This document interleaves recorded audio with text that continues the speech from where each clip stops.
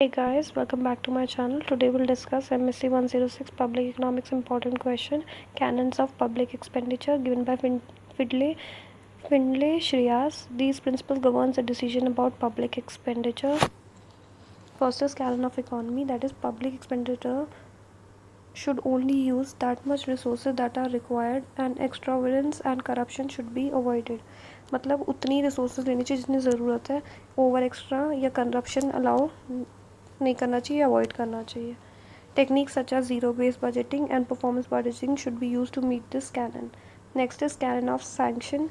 It implies that no public expenditure should be incurred without the sanction of proper authority, and also that those funds should be used only for the purpose for which the fund has been approved.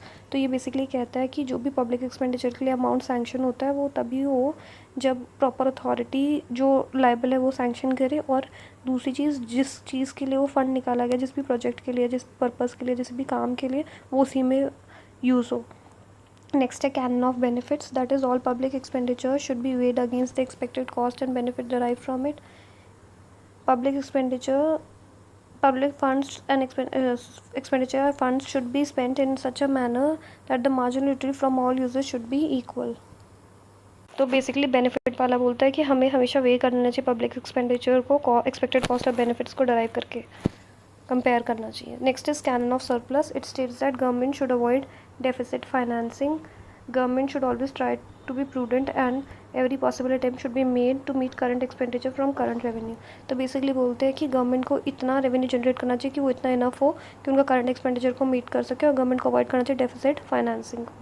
Next है canon of maximum advantage.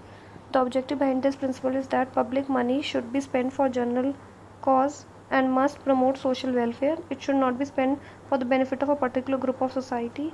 Public expenditure should result in increased production, elimination of inequality, promotion of welfare for all.